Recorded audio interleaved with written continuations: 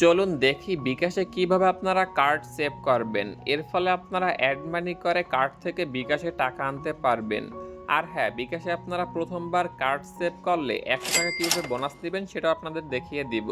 তো প্রথমত আপনি আপনার বিকাশ অ্যাপে লগইন করবেন। বিকাশ অ্যাপে আসার পর উপরের প্রোফাইল পিকচারের উপর ক্লিক করবেন। ক্লিক করলে নিচে একটা অপশন পেয়ে যাবেন, সেটা হচ্ছে সেভ করা কার্ড। এইখানকার এই সেভ করা কার্ড অপশনটায় ক্লিক করবেন। তো যখনই আপনি ক্লিক করবেন আপনার কাছে এই ধরনের ইন্টারফেস শো করবে, সেটা হচ্ছে সেভ করা কার্ড নেই। আরও সহজে লেনদেন করতে আপনার ডেবিট অথবা ক্রেডিট কার্ড সেভ করুন। নতুন কার্ড যোগ করুন, এখানকার এই অপশনে ক্লিক করবেন। ক্লিক করার পরে এবার আপনার কাছে এই ধরনের লেখা শো করবে, নতুন কার্ড সেভ করুন। অ্যাড মানি করতে কার্ড সেভ করা প্রয়োজন। সেভ করা কার্ড 24 ঘন্টা পর লেনদেনের জন্য ব্যবহার করতে পারবেন। আর একটা কথা সেটা হচ্ছে আপনারা কার্ড সেভ করার সময় অবশ্যই আপনাদেরকে প্রথমবার ৳৫০০ কার্ড থেকে বিকাশে আনতে হবে, তাহলে আপনার কার্ডটা সেভ হবে। তো প্রথমত আপনি নিচে দেখতে পাচ্ছেন নিশ্চিত করুন অপশন রয়েছে, ক্লিক করবেন।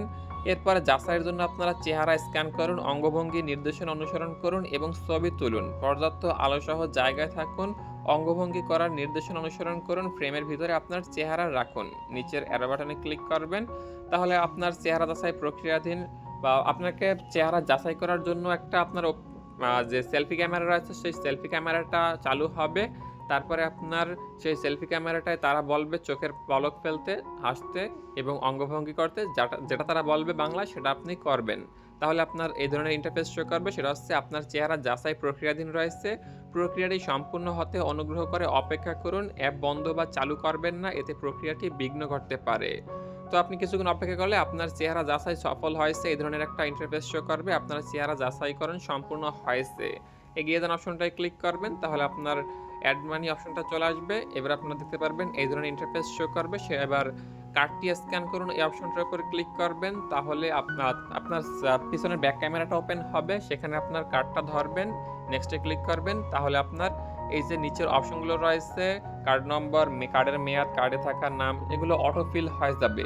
অথবা আপনি কার্ড স্ক্যান করা ছাড়াও এগুলো আপনি নিজে কার্ড দেখে লিখতে পারেন। অবশ্যই কার্ডের সাথে মিল রেখে তারপর এই অপশনগুলো লিখবেন। এখানে একটা কথা সেটা হচ্ছে আপনারা অনেকে জানেন না যে কোথায় কি দিতে হবে। এখানে প্রথমে যে কার্ড নাম্বার রয়েছে, আপনার যে ১৬ সংখ্যার কার্ড রয়েছে সেটা দিবেন এবং কার্ডের উপর যে মেয়াদ লেখা থাকে সেই মেয়াদটা আপনারা এখানে লিখবেন, মাস এবং বছর। কার্ডে থাকার নাম, আপনার যে বড় হাতের অক্ষরের নামগুলো রয়েছে আপনার নামটা এখানে দিবেন এবং সিভিভি, এটা হচ্ছে আপনি কার্ডের পিছনে ৩ সংখ্যার একটা লেখা পেয়ে যাবেন। সেই ৩ সংখ্যার লেখাটা এখানে লিখবেন। কার্ডের নাম সেভ করুন। আপনি যে নামে সেভ করতে চাচ্ছেন সেই নামটা সেভ করে এগিয়ে যান অপশনটার উপর ক্লিক করবেন।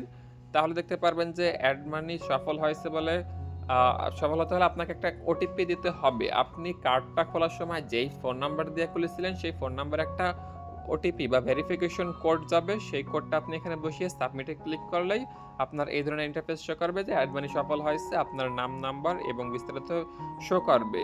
কার্ডটি সফলভাবে সংরক্ষণ করা হয়েছে। লেনদেনের জন্য আপনার কার্ডটি ২৪ ঘন্টা সময় দিতে হবে। তো যখনই আপনার এই ধরনের একটা অ্যাড মানি সম্পূর্ণ হবে, তখন কিন্তু আপনি পাবেন ৳১০০ একটা কুপন। সরাসরি ৳১০০ আপনার অ্যাকাউন্টে এড হবে না। দেখতে পাচ্ছেন যে কার্ডটি যখনই আপনি সেভ করবেন, আমি কিন্তু সেভ করার পরে ইনবক্সে নোটিফিকেশনে গেলে আমার কাছে এই ধরনের একটা কুপনের অফার আসছে প্রথমবার কার্ড সেভ করার জন্য। সেটা হচ্ছে ৳৫০০ কার্ড টু বিকাশ করে আপনি পেয়েছেন ৳১০০ পেমেন্ট কুপন। বিকাশের ন্যূনতম ৳১৫০০ পেমেন্ট করে নির্দিষ্ট মার্চেন্টের কেনাকাটার কুপনটি ব্যবহার করতে পারবেন।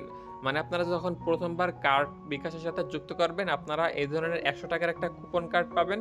কুপন কার্ড কি? সেটা হচ্ছে আপনারা যখন কোনো কেনাকাটা করবেন এবং পেমেন্ট করবেন বিকাশে, এই যে দেখতে পাচ্ছেন বিকাশের যে এই পেমেন্ট সেকশন রয়েছে, এই পেমেন্ট সেকশনে গিয়ে যখন আপনারা এখান থেকে কিছু পেমেন্ট করবেন, তখন কিন্তু আপনারা ৳১০০ সেখানে ক্যাশব্যাক পাবেন। এটাই হচ্ছে কুপন ব্যবহারের নিয়ম।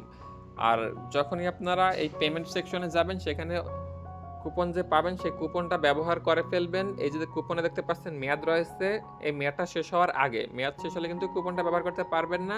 আরেকটা কথা সেটা হচ্ছে আপনারা কার্ড ব্যবহার করার পরে, মানে কার্ডটি সেভ করার পরে আপনার ২৪ ঘন্টার আগে কিন্তু কার্ডটি ব্যবহার করতে পারবেন না পুনরায়। ২৪ ঘন্টা ওয়েট হলে এই ধরনের কার্ড ব্যবহারের অনুমতি পেয়ে যাবেন।